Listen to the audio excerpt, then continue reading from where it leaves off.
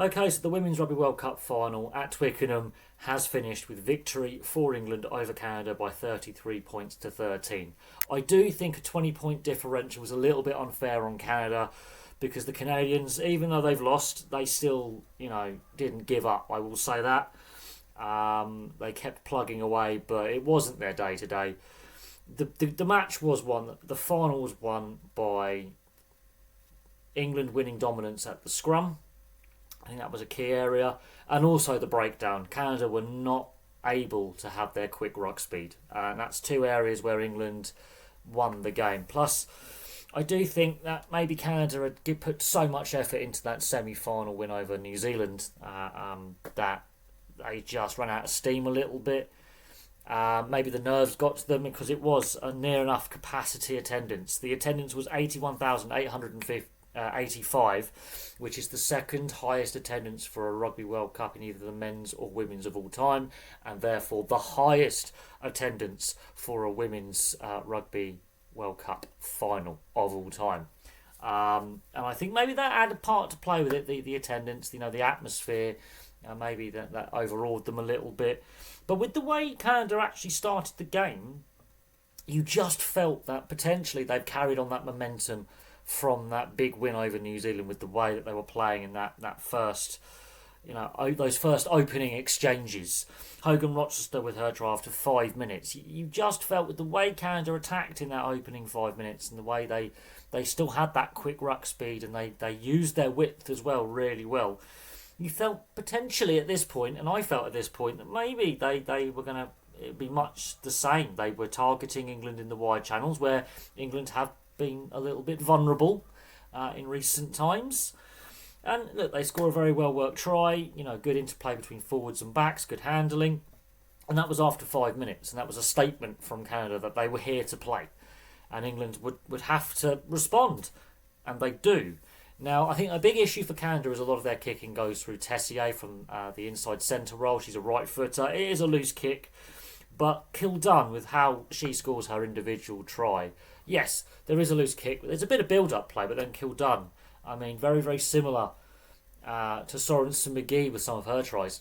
Multiple Canadian players around her, but her footwork and her running style and her body movement takes the defenders out of play, and it's not the first individual try Ellie Kildun has scored. And that was on 8 minutes, and Harrison converted that one. I think that was also crucial. It's that Dugudi did not have the best day with the boot, whereas Harrison did have a good day with the boot. And that was, I think, a moment where the momentum swung with Kildun's solo try.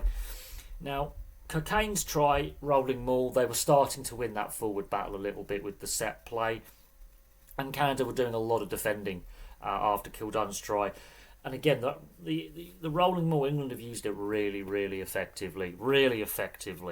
And that was a big momentum swing, was getting that try off the rolling maul. They were using the set play, both line out and scrum, really effectively. Especially the scrum, there was dominance there with England over Canada, and that was a big area where the game was won. Getting scrum penalties and free kicks at scrum time. Canada were second best in that area, and that was a big part of the platform that England had to win the game. Now, there was a TMO check on 23 minutes for a potential try, and I've never seen this before where a player is basically telling the referee, you've got to check that I've scored, and it ends up they didn't score. It was held up. It was a great bit of defence by Canada. I'm not sure who the player was, but England are now really turning the screw, keeping the pressure on. And eventually Matthews will get her first try in 26 minutes because that pressure was kept on and the forwards were winning the battle. The England forwards were winning the battle against the Canadian forwards in the tight, short little pick and goes and in that physical battle. And Cocaine and Matthews' tries in the first half were part of that attritional warfare at the coalface. Now, Dugudi would slot a penalty for Canada in 34 minutes. They did have a phase of possession where they were battering at the England line, using their own, rolling maul and also in the loose. They were giving it a go. They weren't giving up, and they only come away with a penalty. So they were blunted in attack. And again, with the amount of defence they had to do and the physical battle and the attritional aspect of this game, You could see the Canadians were looking a little bit tired there, so De Goody slots penalty in 34 minutes. Now the disallowed try, which is really interesting, and this is not the first time this has happened for England at this tournament. Now, Cockayne at the rolling maul scores, but this is where I think the referees missed one here, and the TMO's basically saved the referee from a bit of embarrassment. The two lifters obstruct the catcher because they form like a protective shield around the catcher. That is technically you're ahead of the ball carrier, and therefore you're denying access to the ball carrier by the Canadian defence in the line-out. And this is not the first time that England have had this obstruction penalty and a try chalked off because of this. That is a coach killer. The referee's in line with that and can see the two lifters, who are both England's props, basically forming a protective shield around the catcher. And that is a technical penalty, really.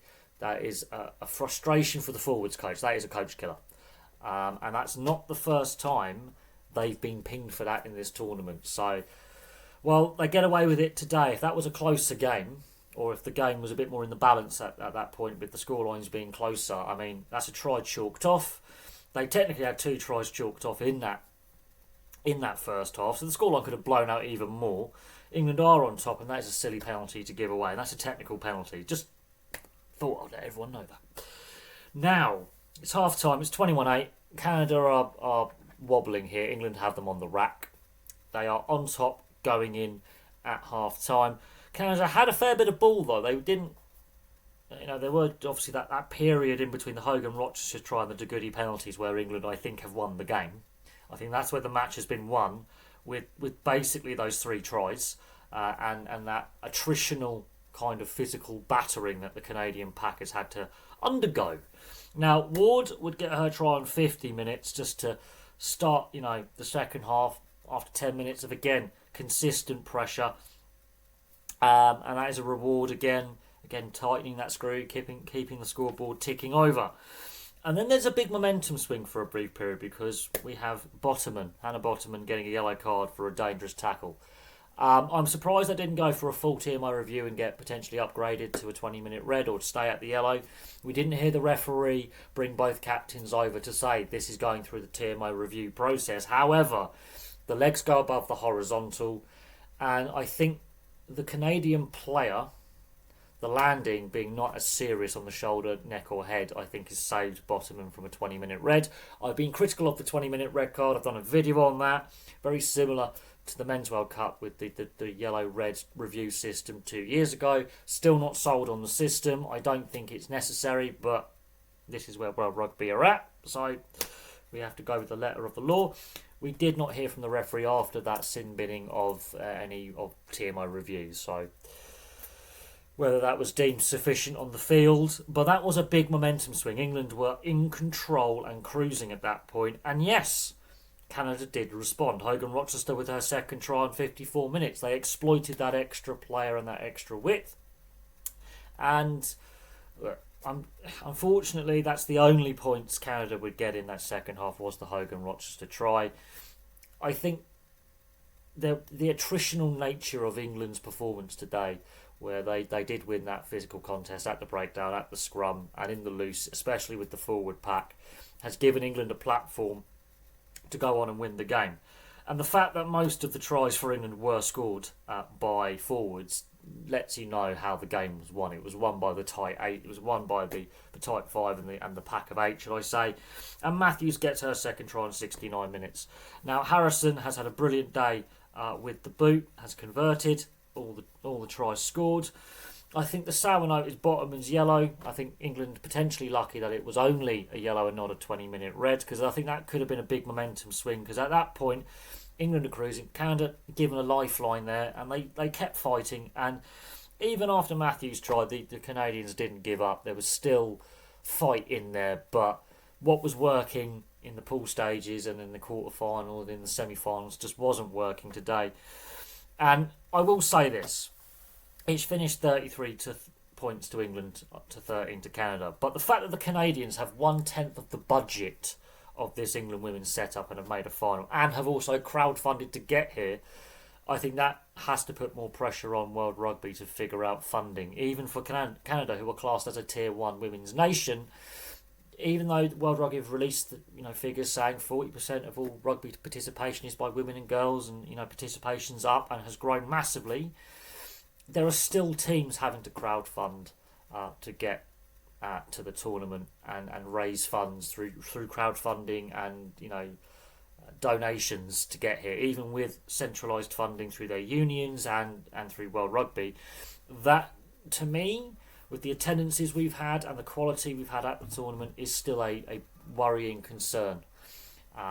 If I can put it mildly, that Canada have had to crowdfund to get here and part of their budget, basically, to make a final and to give it a crack in the final. I mean, they played brilliantly up to this point. Up to the semi-final stage, for me, they were playing as the best team in the tournament.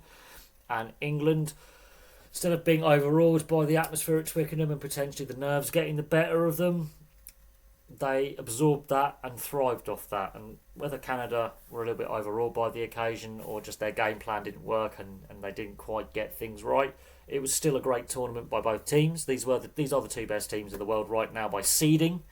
That there can be no doubt. These are the two best teams in the world as things currently stand. But I think England, on the performance today, did deserve to win the game. I do think the 20-point differential was a little bit harsh on Canada, considering the efforts they put in. But England won it with their forward pack, winning the scrum, winning the set play with rolling mauls, winning in the loose as well with the breakdown and the physical contest. Canada threw everything at it. I mean, De Goody, for example, is playing on one leg. Quite literally, she was still taking antibiotics after having an infection following the surgery on her ACL. So the fact that she's managed to play all those games on basically one leg is a testament, I think, to the commitment and the fact that these players are playing for the love of the game. Even if they are professional players, a lot of them, they're playing for the love of the game. There's not a lot of money for female players at the moment, and again, that raises questions about the centralised funding, centralised contracts, and that's something that I think will be taken out of this World Cup. But the final itself, fantastic attendance. We knew that the match had basically sold out before the first match kicked off at this tournament. With England and the US, it was announced a day or so before England played the USA in the pool stages that the final had already sold out. So I was a bit concerned in the build-up to the tournament that it hadn't been promoted particularly well. Not that I had seen online, but it turns out those fears were unfounded. Every match has been well supported. The fans have turned up, both here in the UK, from the Four Nations, and from fans overseas coming. And it's been well supported. The attendance has been fantastic, and that final attendance of 81,885 is absolutely ridiculous. I don't think when England last won the World Cup in 2014, that was the expectation, how quickly the game would grow on an international stage. But there we go. Thank you very much for watching. It's been a fantastic World Cup. There will be a review video of the World Cup, which I will do tomorrow. Gives me a bit of time to review where I think some nations did well, some nations were a bit disappointing, areas of improvement, and such. But from me for now, thank you very much for watching. It has been a great month or so of rugby, and from me for now, thank you very much. I'll have some more content for you all very, very soon. Of course, we've got the Rugby League NRL Grand Final coming up. We've got the IMSA 12 Hours of Petit Le Mans coming up as well, the end of the American Endurance Racing Series, and, well, a lot of other sport to look forward to in the coming months. So while Rugby Union at the moment it's going to take a back burner for a little bit, it's been great fun watching the tournament, reviewing these matches for you, and thank you very much for all the support you guys have shown the channel as well. It's been really humbling, the growth the channel's shown in the last month or so. But for me for now, thank you very much for watching, and I'll see you all very, very soon.